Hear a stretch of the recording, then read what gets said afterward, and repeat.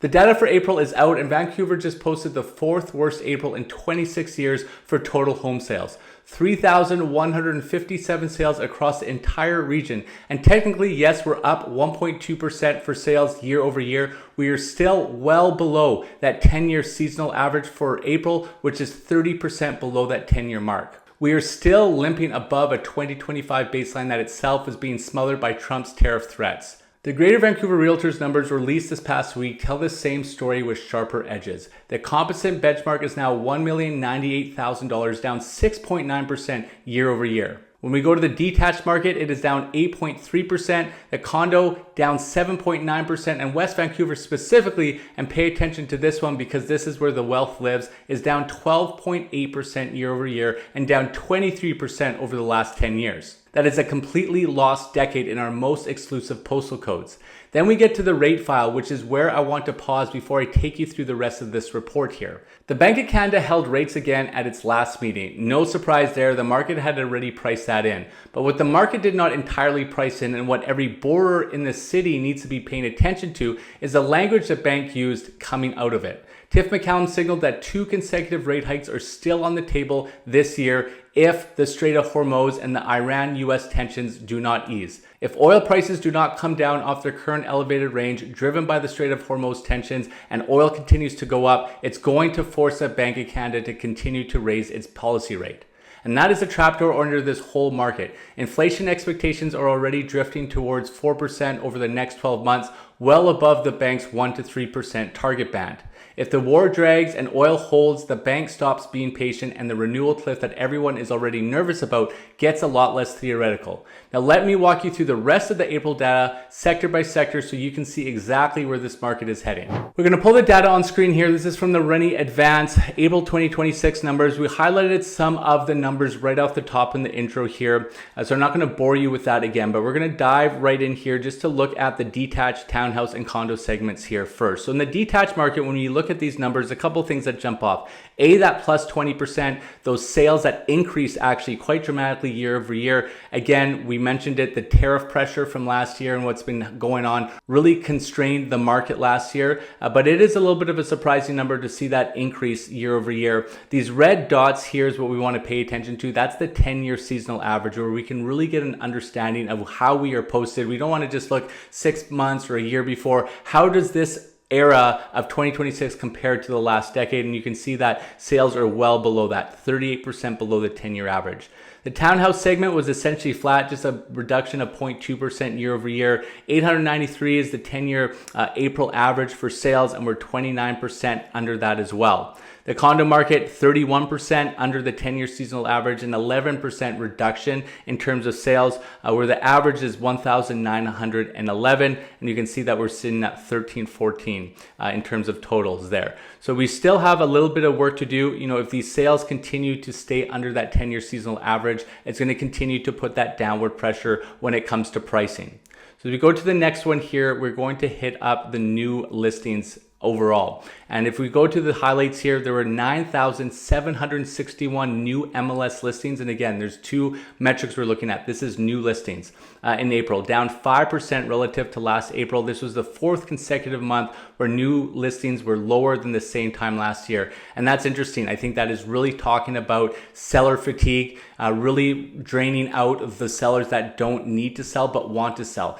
If you are selling in this market, you need to sell. If you're trying to test out a market, you're going to be very frustrated. And that is what I'm telling all of my sellers to really consider that. If you're selling, say, for $1 million, what happens if that number is actually 900,000? What happens if it's 850? You know, if you aren't realistic with where the market is at, then I don't think you should even be jumping into the market, because the market is all over the place and most sellers are not very happy where things are at. And I think this is what we're seeing here with the data. Note that in 2025 went on to record the most new listings in this market in at least 2.5 decades. All home types recorded fewer new listings than last April, and despite the year-over-year decline, total new listings remained 11% above the past 10-year April average. So if we go into the detached market here, we're right above that trend line here in the 10-year seasonal average for new listings, just down 4%. and that matches the 4% decline in year over year new listings as well. There was 3,600 for the month of April when it comes to the detached segment, and pretty much on par for the last 10 years. So this is, what we're wanting to see in terms of being normal. When we go to townhomes, there's an increase of 17%. So there's 1,790. That was that increase from that average of 1,536 townhome listings, and down again 4% year over year with those new listings. Condos were down 11%, and the condo market has been hit hard, especially in the downtown markets, and new listings were up 15%. I think that tracks in alignment with the townhomes too. We're seeing that increase. I think a lot of condos, and in a lot of cases too, townhomes can be rentals. The rental market has just been completely devastated here in Vancouver. The whole rental segment has just evaporated. So when you see some of these polar opposites in terms of the detached to townhomes and condos, I think some of that plays into rentals. The 17% also could be something along the lines of wanting to do an upsize and get into those detached markets as well. The inventory levels here, which is next, is going to be overall inventory, not just newly listed properties. And this is stuff that's just been lagging on market. So there were 23,662 active MLS listings in the Vancouver region, 2% fewer than the same time last year, and 51% above the 10-year average for April. And you can see the average in April is 15,665. So we're sitting, around 8,000 more homes than the average. And this was the second consecutive month where inventory was down year over year. The previous 31 consecutive months saw increases. So we're seeing a little bit of a dip there. Active townhome listings higher relative to last April, and there were 7.6 months of supply in April, up from 7.3. All right, so if we break this down by segment here with detached, and we're going to hit pricing next, down 4% in terms of overall inventory, but still up 27% from the 10-year seasonal average. So we've seen a little bit of a dip. I do think that's that seller fatigue that I was talking to. And just in the history of the last 10 years, we're essentially at maybe the third highest peak. There's a portion here of 2019 with some high inventory, but we're right around it there in the terms of the detached avenue. And detached still presents some very, very good opportunities in terms of your buying positions on Vancouver's east and Vancouver's west sides. When we go to townhome inventory here as well, an increase of 4% and 75% above the 10-year average. So 3,846 is what we had last month compared to 2,202. And that is very surprising here too. So if you see the 75% increase of inventory, that is a really good thing for you as a buyer. Not good if you are a seller by any means. This is the highest mark in the last 10 years in terms of overall inventory for townhomes in the Greater Vancouver region. So that's something to keep in mind if you're a buyer, first-time home buyer, maybe in a condo looking to upsize. The townhome market here, if this continues, it's going to continue to put downward pressure on pricing.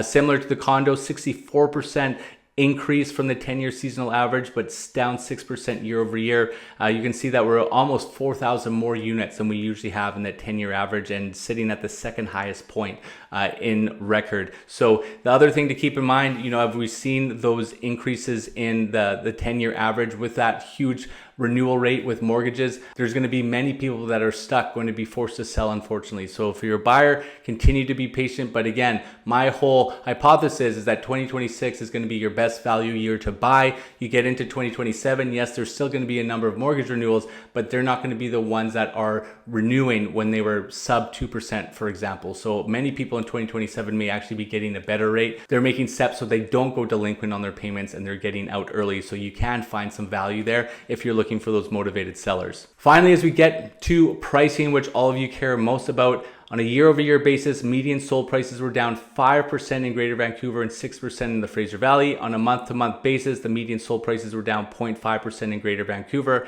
and up 2% in the Fraser Valley. And the median sale price down 0.5%. I mean, that has been essentially my whole hypothesis for how I think 2026 is going to go. And that's been my whole hypothesis of how 2026 is likely going to go. These micro declines between 0.5 to 1%. I was thinking that we're probably going to drop around 10% for this entire year, and we're continuing to track on that. Greater Vancouver, the detached market is down 6%, directly on par with the Fraser Valley, you can see the difference here on average in Greater Vancouver, $1.7 million on the pricing for median compared to 1.38. When we go to townhomes, a little less drop, 1.6% in Greater Vancouver, but a 6% drop year over year in the Fraser Valley. That's quite significant. There's a bit of a gap here, almost 300,000 between the two. So $1,038,000 is your average townhouse price in Vancouver, 780,000 in the Valley. The condo price, both on par, both a 7% drop, pretty substantial year over year, 657,000 to 495 in the Valley here. So this is what I have for you just overall in the market. And what we are seeing on the ground here is still, again, the biggest problem for sellers. There's not a lot of buyers who are motivated. A lot of buyers are still wanting to be patient. They're wanting to see how low prices are going to go. But my cautionary tale for those buyers is the only time you know when you've hit the bottom of the market is when the market starts to pick up a little bit. So you got to be very cautious. When I'm advising my clients, if you can buy in the lower 90 percentile of a drop or sell in the high 90 percentile of appreciation, you're doing pretty well for yourself. It's very difficult to time the market. There's a lot of noise in the media and the data that's coming out that shows that we're going to be in a soft landing spot. So I do believe that the market's going to continue to drop, but within that, even if you're buying today, you can find some very motivated sellers to be able to insulate yourself to get not only a good price point now, but insulate it even further to help you with that. For anyone who's looking to buy, you should be having the outlook of staying in your property, I would say at least 5 to 7 years. We're still not going to be out of the woods for quite some time. The economy, the immigration, there's a lot of big things that need to get in order to get those job losses under control. We're going to have to do something with those immigration numbers. And for sellers out there, you're going to have to be patient. You're going to have to be aggressive with your pricing. And again, as I mentioned off the top, you can't be in a situation where you just want to test the market. If you overextend yourself now and there's so much more selection, you are going to continue to chase the market down and you need to adjust quickly. I would not be suggesting waiting, 30, 40, 50, 60, 70, 90 days to make an adjustment on your price. More and more of this inventory is coming to market. You're getting pushed down, and if you're not attractively priced, you're going to be forgotten. Buyers don't even want to worry about a lowball offer because they can find another property that is probably better than yours already at a better price, and they will move forward with that. I have one particular unit that I've had over 100 showings on. We've had just one offer on the property. And when I follow up with agents, they've told me the exact same thing. They found something a little bit better, in a better area, a little bit of a price point, and they didn't even want to waste their time with an offer. So that is what we have for April. If you need clarity, book that discovery call with me. I'll see you on the next one.